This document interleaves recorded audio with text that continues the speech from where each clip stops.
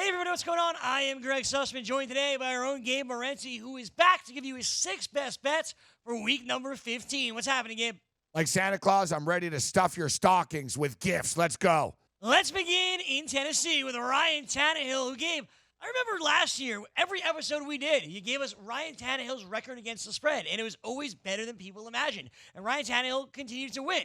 And even though he's not with Miami anymore, he still continues to win. Sure, you're always with the fish, but you don't have to be with the fish anymore. Now you're with the Titans. Tennessee's at home this week against a big division rival, Deshaun Watson and the Houston Texans. Now you get to have 2 of your favorite pastimes this week, Gabe. Go with Ryan Tannehill and betting against Bill O'Brien. I'll tell you what, I guarantee you there's not too many people watching this right now that are aware that if Ryan Tannehill has a QBR rating of 130 or more, he'll be the first quarterback in NFL history. NFL history. Not even Lamar Jackson has done this this year. To have a QBR of 130 or more in 5 straight games, he's been that good. This is a game that I'm really looking forward to. One of the games I'm most looking forward to watching this weekend. It's also one of the trickier games to bet on. Let's be real, man. The Houston Texans can beat anybody. We just saw them destroy the New England Patriots, but I think the Houston Texans could also lose to the Colorado Buffaloes if they played in the Pac-12 as well. They're a very erratic football team. This is as big as it gets right now. But Ryan Tannehill really has the Titans playing good football right now. You know, they've opened things up. Everything is quicker. Derrick Henry is a great running back in the back end of the season. They usually end strong, Tennessee, and this year is no different. Tannehill 6-1 as a starter since he's taken over. We should note all 7 games with Tannehill under center for the Titans have gone over the number. It's a high number, and it's a division tilt, and first place is on the line, but I'm not getting in front of a 7-0 run right now. All right, the Houston Texans, as erratic as they are, there's one thing that they're pretty consistent at, and that's struggling on the road against division rivals. 3-6 against the spread, the last 9 division tilts. And in fact, guys, the last 6 games between these two teams, the home team has won.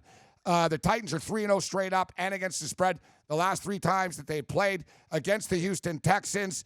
I'm going to ride the home team here. Give me my main man, Ryan Tannehill. The only thing hotter than Ryan Tannehill's girlfriend is his play on the field. He's scorching. Tannehill gets it done. He's his wife now, so I think you're right. He is scorching. I mean it with all respect. She's scorching. The Titans are scorching. I got to be honest, I don't even remember what she looks like. I just know he's got a hot wife or girlfriend, and he's playing well, so it sounded good. Let's see if they continue to play well on Sunday and beat up on Bill O'Brien's Texans. Up next, we head to the New England Patriots facing off against Andy Dalton and the Cincinnati Bengals. Last week, Dalton was back, and we were back betting on him. We were playing all the hits, baby. Now, you're picking the other way. You're going against Andy Dalton. What has come of this world? Well, I'll tell you, I know, it's really difficult because I loathe the New England Patriots, and for the record, yes, indeed, they did cheat, all right? Again, they've just been caught. It is what it is, and if you're wondering, well, what do they need to cheat against the Cincinnati Bengals for? They cheat against everybody, all right? They cheat more than Michael Douglas and Larry King combined. That's what they do. They're cheaters. It's basically like George Costanza in the contest. You remember when the plane was going down and they all started to confess things? And George told Jerry, I cheated in the contest. And Jerry said, why would you do that? Because I'm a cheater. That's who the New England Patriots are. They're cheaters. They're also a football team you don't want to play when they're in a bad mood. And the Patriots are like a lot of liars and cheaters. When you call them a liar or cheater, they take it personal. But the Patriots, they get mad about it. And I wouldn't want to be the Cincinnati Bengals right now, all right? And this game is kind of flown under the radar for betting purposes. Think about it. And as Greg mentioned, yes, I like to bet on Andy Dalton. I bet on Andy Dalton and Cincinnati Bengals when they're on the road and they're getting points, okay? They're 8-3 against the spread the last 11 times that they've been road dogs. But we could talk about the Chargers home field situation. The Bengals, nobody's going, all right? The stadium is emptier than Antonio Brown's head. So it's not like the Bengals have any home field advantage. In fact, they're 2-10 against the spread the last 12 times they played at Paul Brown Stadium. You want to dig in a little bit deeper. We could talk, for hours about Brady's numbers coming off a loss. But how about this with Brady and Belichick? 14-4 straight up and against the spread on the road if they're coming off a loss at home. And I believe they're coming off a loss at home. Oh, yeah. The last 15 times the New England Patriots have played a team with a losing record, they're 13-2 against the spread. And last time I checked, the Cincinnati Bengals have a losing record. They might be sleazy.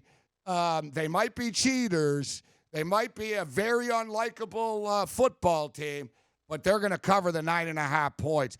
And this just proves, man, it's about money. No one can ever say I handicap games with emotion, all right? I'm a robot, man. Give me the New England Patriots to roll the Bungles. I get it. The Patriots are good. The Bengals are bad. The Patriots cheat. The Bengals still are bad. But that all adds up to us winning money with New England. Give us the points. Give us all, whatever the spread is. We'll take New England with all those points. I'd rather do the 9.5, not whatever it is. 9.5 it is. All right, up next, let's get to the Minnesota Vikings. And Gabe, you've been very, very clear. When you like an underdog, you want to take the money line here. Minnesota, it's a tough game to figure out. Who do you like? You know, Minnesota actually are one of the simpler teams to handicap in the National Football League. We talk about on a weekly basis, Greg. The Zimmer owns non-division opponents, all right? He also owns the AFC, 16-6 last 22 times against the spread that they played against the team in the AFC, and the Chargers are still in the AFC, right? Chargers obviously don't have any home field advantage. 2-8-1 against the spread the last 11 times they played on this field. And truth be told, they never really had a home field advantage in San Diego either down the stretch. The Chargers have never been a good home team. A lot is made about visiting fans traveling to Los Angeles. Listen, man, cold weather fans travel more than others, all right? Green Bay, Buffalo, Minnesota. What better way to spend a weekend a couple of weeks before Christmas than watching your Minnesota Vikings take on the Los Angeles Chargers amongst other Viking fans, all right? So it's going to have that Viking home feel to it. Vikings are a damn good football team. They need this football game. Chargers, I just can't trust the Chargers in this spot. I think Minnesota's going to go in there, heavy dose of ground and pound. Kirk Cousins is having a great year. Kirk Cousins has like 3 interceptions on the year, or at least we should say in the last 10 weeks. Phillip Rivers throws 3 interceptions a quarter, all right? And it's not often that Kirk Cousins is the more responsible quarterback on the field, but he is the more responsible quarterback on the field here. I like the Vikings a lot in this spot. The number's been coming down. So basically, here's a case, Greg. I don't want to lay a point or a 1.5 when it's only minus 116 on the money line. All right? It could end up being a 1-point game. Give me the Minnesota Viking on the money line here, Greg. It's too close to give this point or 1.5 or nonsense. We'll take Minnesota. As Gabe said, one of the easier teams to handicap. So let's take that advantage. Let's take a win. When I talked about the Chargers have not just struggled in Los Angeles. You dig down deeper, guys. 7-18-1 against the spread. Their last 26 home games. This is something that's interesting, too, about the Chargers, guys. They're 1-4 against the spread, Greg, when they're coming off of a win. All right? People don't realize that. It's very difficult. Teams don't often cover 2-3 weeks in a row. I don't expect the Chargers to cover in this spot. Vikings are red hot right now. They've won 7 of their last 9 football games. They need to stave off the Rams. Vikings are going to win this game, Greg.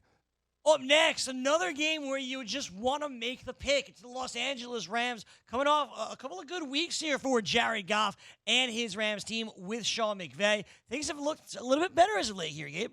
You know what? The Rams are starting to heat up at the right time. And speaking of the Minnesota Vikings, the Rams are 1 game back. Now, the Rams have done a nice job, Greg. Very similar to a golfer, okay? When you're playing golf, you're not playing against the other players. You're playing against yourself. You're playing against the course, and then at the end, you look up at the leaderboard, and you let the chips fall where they may. That's what the Rams have done a nice job of. They haven't done any standings, watching, and they haven't chased anything. They basically have gone about their business and said to themselves, all right, guys, we finished 11-5. We're going to get into the playoffs. Minnesota's playing good football. Robert Woods, I don't have to tell fantasy players what Robert Woods is doing over the last couple of games. How about Tyler Higbee, another player that I actually liked with the Hilltoppers at Western Kentucky? All right, I've been on to Higbee and how good this kid can be for years. Don't look now, but Todd Gurley looks like Todd Gurley again. Let's just simplify things here. The Dallas Cowboys haven't beaten a team with a winning record all year long. This isn't college football. Doesn't really matter what our opinions are. Your record is what it is. It's like Bill Parcells. You are what your record says you are. But to me, this is incredible. that here we are. There's 3 weeks left in the season. Forget about beating a team with a winning record.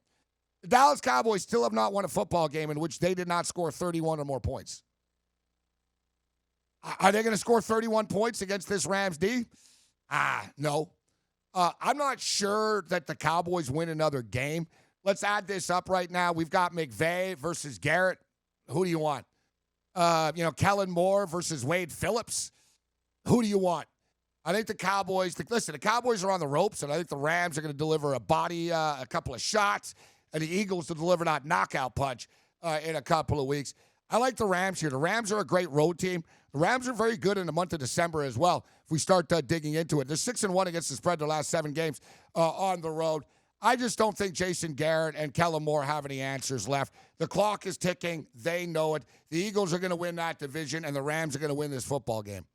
Gabe's been on this Cowboys decline for a while now, and he's taking advantage with a really hot Rams team. You should follow the money as well. Go with Gabe and take the Rams on Sunday.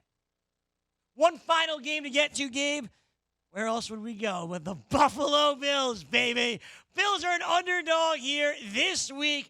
Next week, they got the Patriots. This week, Sunday Night Football. First Sunday night game, I think, ever. They're in Pittsburgh taking on the Steelers and Duck Hodges. I knew we couldn't get out of here without discussing the Bills. Well, you know what, Greg? The last time the Buffalo Bills beat the Pittsburgh Steelers in Pittsburgh, O.J. Simpson was on the team, and I was 5 years old.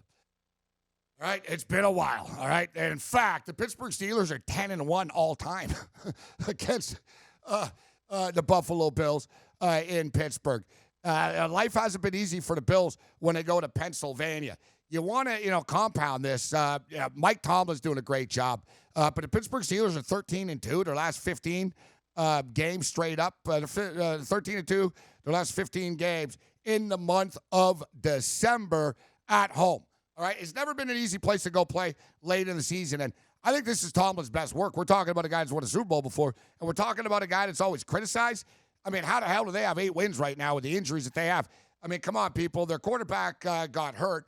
Then their second quarterback, who was terrible, got hit in the head with a helmet, and now they're winning with a man named Duck. All right, but you know what? The quacking ends here. The Buffalo Bills were a hard-fought loss last week against the Baltimore Ravens, guys. We gave it the Bills plus the points. We just barely missed out, depending on when you got the number. You might have gotten a push. I did not. It was disappointing. It was on the Bills on the money line, but the Bills were right there. All right, listen, the Bills are slow starters in these games, and it is a problem.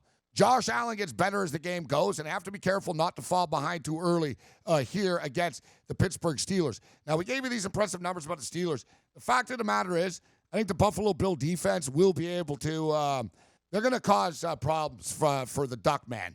All right? Duckman hasn't seen a defense like what Buffalo brings. And if you don't think the Buffalo Bill defense is real, well, they held Lamar Jackson, the Baltimore Ravens, to a season-low 257 yards last week. The Bills are actually better on the road than they are at home.